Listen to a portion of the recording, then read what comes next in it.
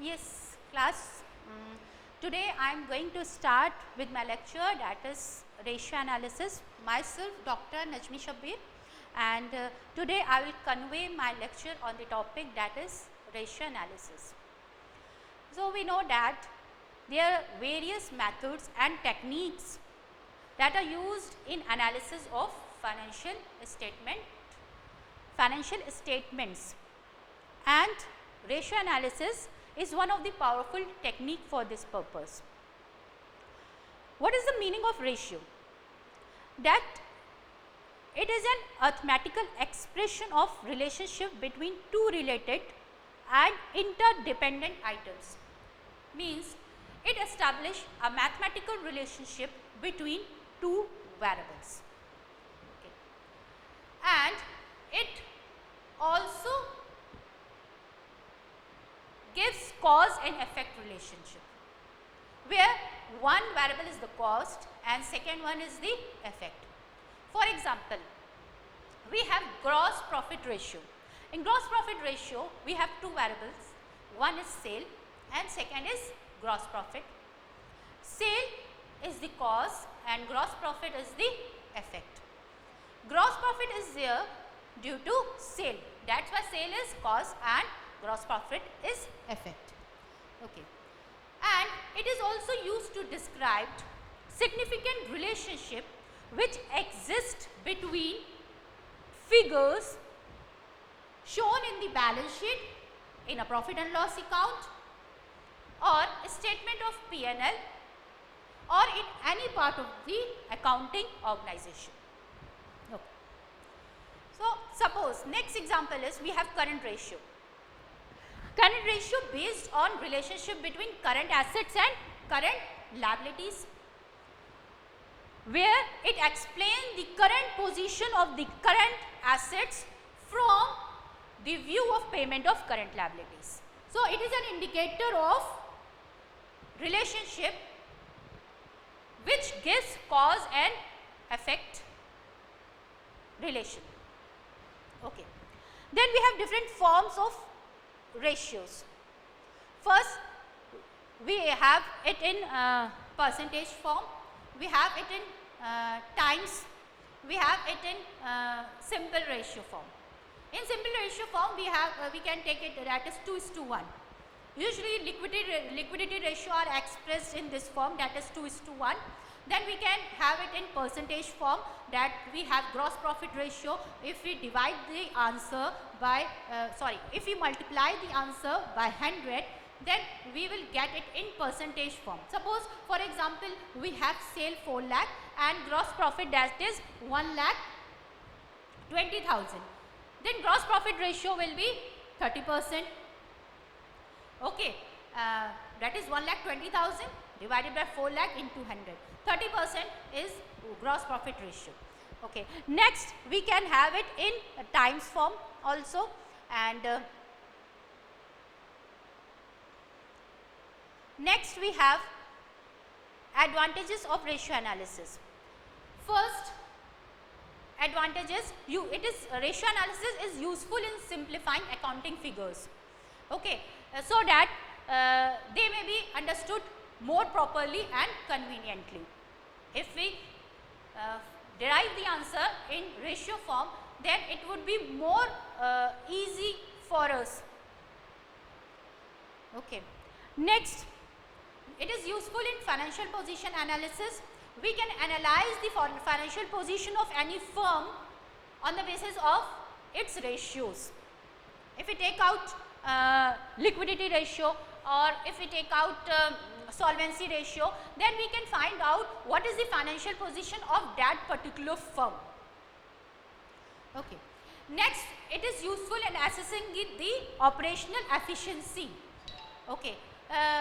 Accounting ratios are useful in assessing the efficiency of the firm, and the ratios which depicts the efficiency, that are turnover ratios. It tells how efficient the firm is. Then second, it is also useful, it is also helpful in financial forecasting and planning. ठीक है. If accounting ratios of several years are given, okay, if we have ratios of several years, then we can find out the trend, and on the basis of that trend we can set up future plans and we can do forecasting also. Okay. It is useful in comparative study. Okay. If we have ratios of two firms, then we can compare the financial position of that two firms in a particular industry, or we can analyze the financial position of two companies also on the basis of ratios. So, it is useful in comparative study also. We can compare the liquidity ratio of two companies, we can compare the solvency ratio of two companies, we can compare the turnover ratios of two companies. And it is helpful in communication and coordination also. Okay. Because why it is helpful in communication and coordination? Because it gives the financial strength and or weaknesses of a firm, whether the firm is financially strong or not, or whether the firm is weak. So, it tells us it communicates us the financial position as well as efficiency of the firm. So, it is helpful in communication and coordination as well. It is useful in control. Okay. After calculation of accounting ratios, we can find out the variances between standard and actuals, and action may be taken for resolving these variances. Okay.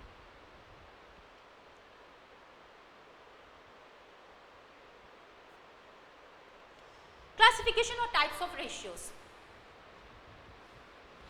We know that ratios are classified in a number of ways. First, we have profitability ratio. Second, we have turnover or activity ratio. Third, we have liquidity ratio, that is also called short term solvency ratio, because it tells us short term solvency of the firm. And third, we have long term solvency ratio, that are also called leverage ratio and capital structure ratios. Okay. So, ratios are classified in a number of ways, keeping in view the purpose of the study. Keeping in view the purpose of these studies, ratio are classified in a number of ways. So, first I will take liquidity ratio, that tells us short term solvency of the firm or any company. Liquidity ratios are of three types.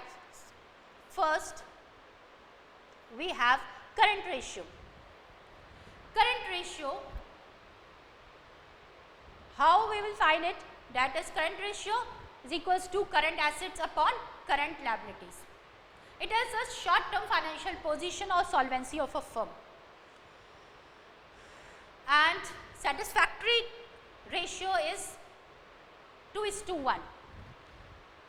That is, current ratio, satisfactory current ratio is 2:1. That current assets should be 2 times of current liabilities.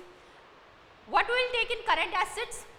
In current assets, we will take marketable securities, short term investment, that is all current assets we will take in numerator, and in denominator we will take all current liabilities. And the ideal level of current ratio is 2:1. This 2:1 is considered as safe margin of solvency due to the fact, why it is considered ideal ratio 2:1, because if the current assets are reduced to half, if we reduce the current assets to half, then also the creditors will be able to get their payment in full because current assets are 2 times of current liabilities. That is why. Next liquidity ratio is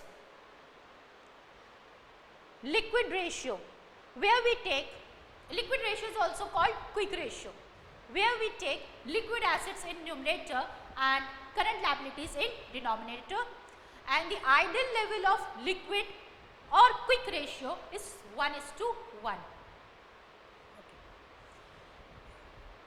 Liquid ratio, in liquid assets, what we take, in liquid assets we usually exclude stock and prepaid expenses from current asset. If we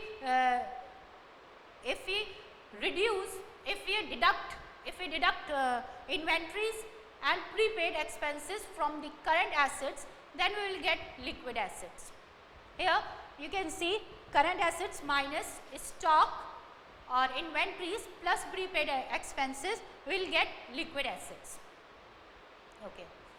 And in current liabilities we can deduct bank overdraft to get liquid liabilities, and the ideal liquid ratio is 1:1. Okay. That means current liabilities and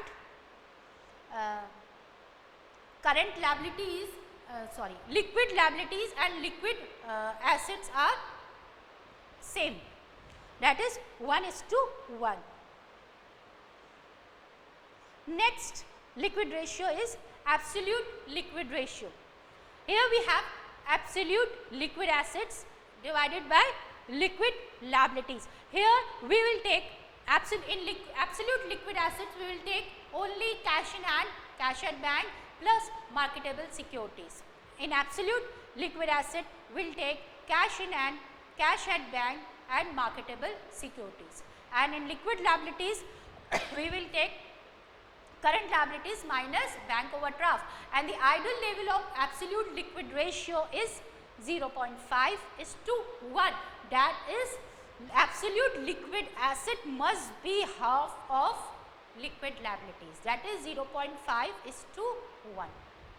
That absolute liquidity must be half, means absolute liquid assets must be half of current liabilities, liquid liabilities. Okay. We have formula over here, that is absolute liquid assets divided by liquid liabilities.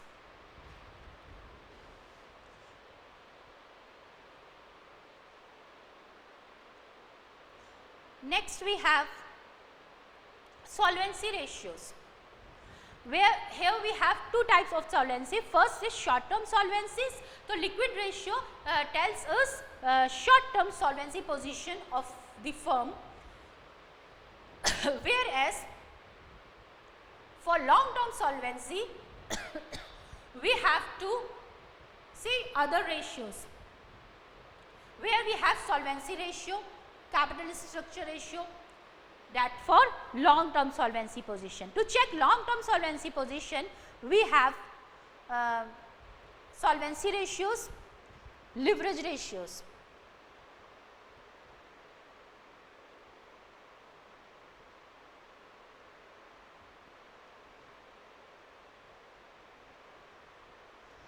First we have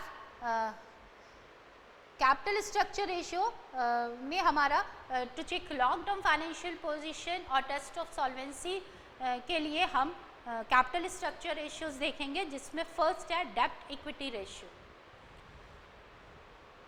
and another one is funded डेब्ट to total capitalisation ratio, proprietary ratio that is also called equity ratio. Then we have solvency ratio. These ratios are important. Then coverage ratios में we can see that interest coverage ratio, okay, that is important. So first we will see debt equity ratio. Debt equity ratio tells us outsider fund divided by shareholder funds. Okay, so how much outsiders fund are there and how much shareholder funds are there. If we will divide it, we will get debt equity ratio, that is outsider fund divided by shareholder funds. Outsider funds, that is external equities, and shareholder funds, that is internal equities. Okay. So, next we have long term debt to shareholder fund. Okay.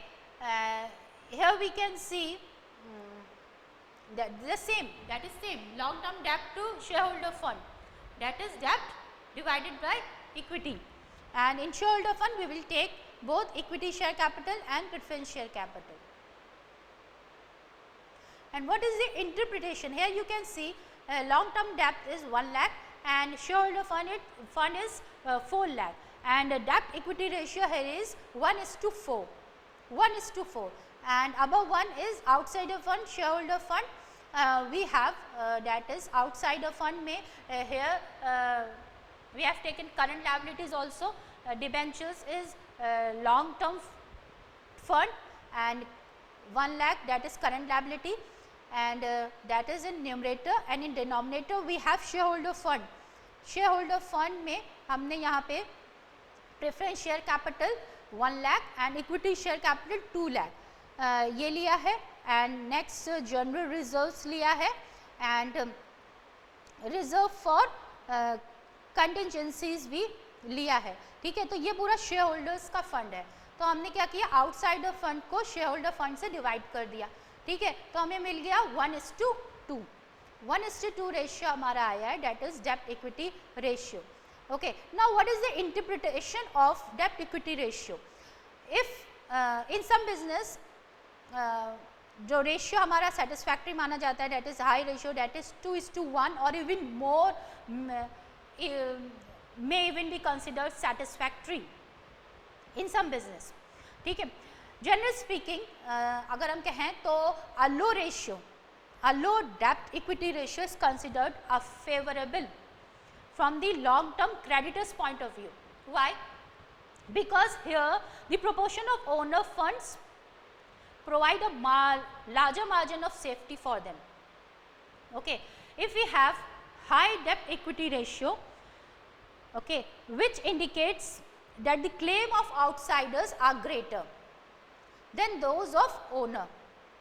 A high debt equity ratio which indicates that the claim of outsiders, that are creditors, are greater than those of owners, may not be considered by the creditors. Okay, if suppose if the debt equity ratio is high, so it will not be considered by the creditors, because they will get lesser margin of safety at the time of liquidation of the firm, because here the claim of outsider will be more if debt equity ratio is more. If debt equity ratio is more, then the claim of outsiders will be more, and it will give lesser margin of safety to the creditors at the time of liquidation of the firm. ठीक है, and it is also not considered satisfactory from the point of view of the firm also, because firm will not be able to get credit without paying very high rate of interest. So, high debt equity ratio is not considered satisfactory from the point of view of firm as well as from the point of view of creditors, because creditors will not get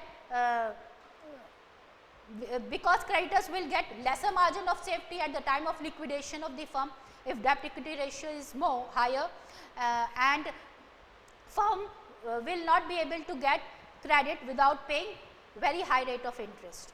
So, it is not considered satisfactory, high debt equity ratio is not considered satisfactory both for the firm as well as for creditors. In the same way, a very low ratio is not considered satisfactory. Why? Low ratio is not considered satisfactory because it indicates that the firms has not been able to use low cost outsider fund, okay, to increase its earning per share. Okay. So, if firm has utilized more fund from outside, then it will not dilute the ownership of the shareholders, and it will increase the earning per share also.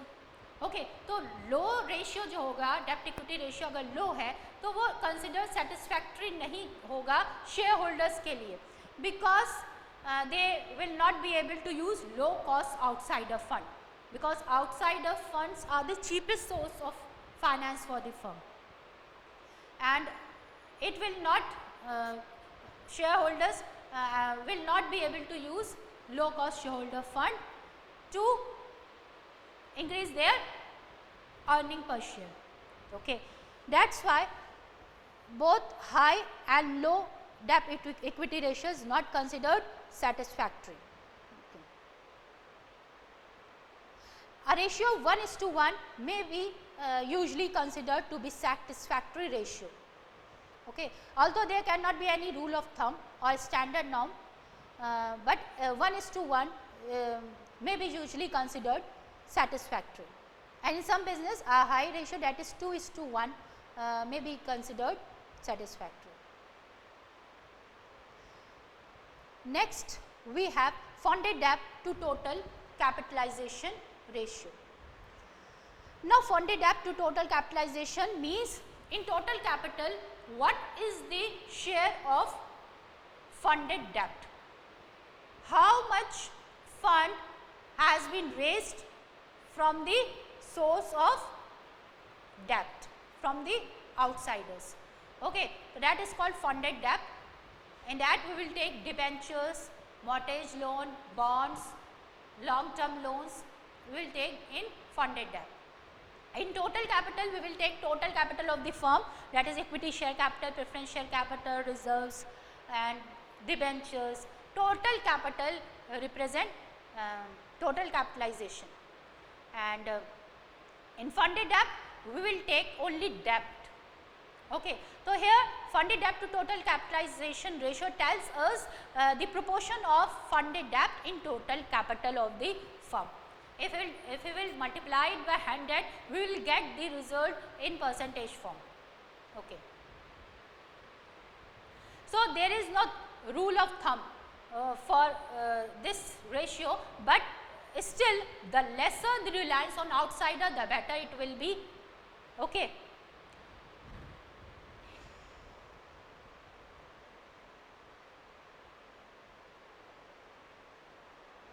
Next we have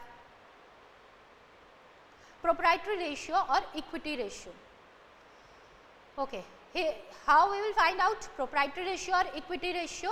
Here we will take shareholder funds to total assets, and here we will find out the proportion of shareholder funds in total asset of the firm.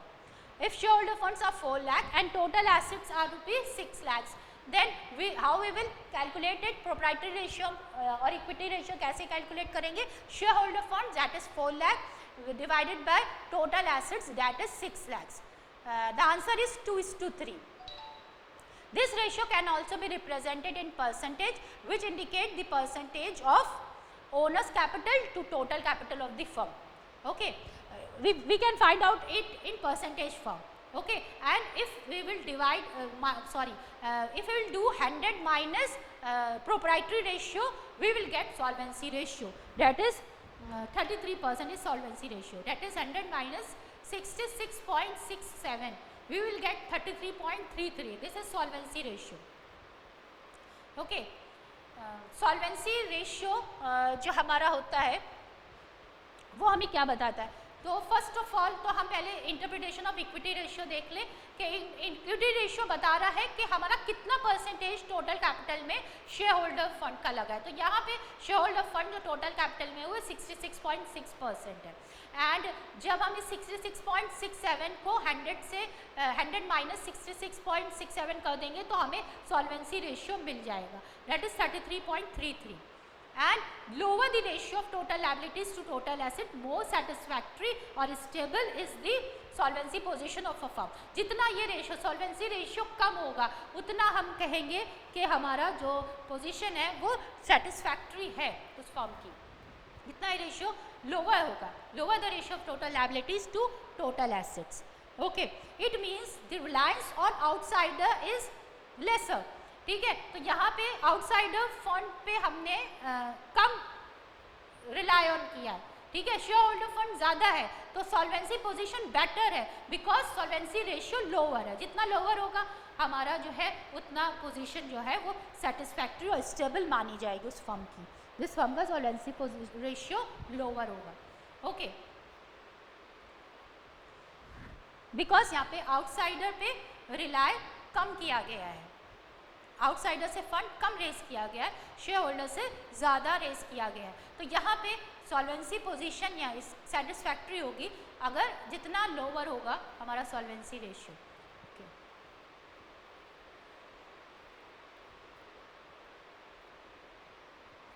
Now we have fixed asset ratio. In total long term fund, what is the proportion of fixed assets?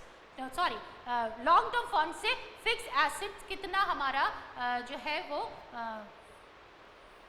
Finance किया गया है, ठीक है।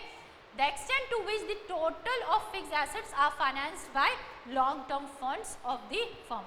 Long term funds में से कितना fixed asset का कितना परसेंटेज फाइनेंस्ड हुआ है, that is extent of fixed assets that are financed by long term funds.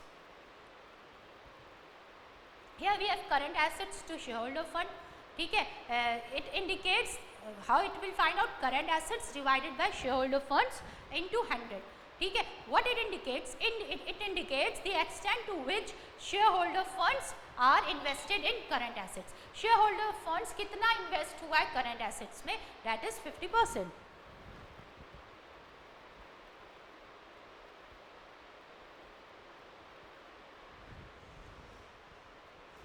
Next we have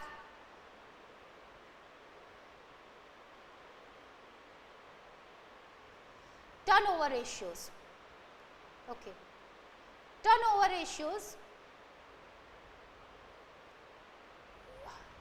How many turnover ratios we have? So that I will start in my next lecture. So turnover ratio I will start with my next lecture. Thank you.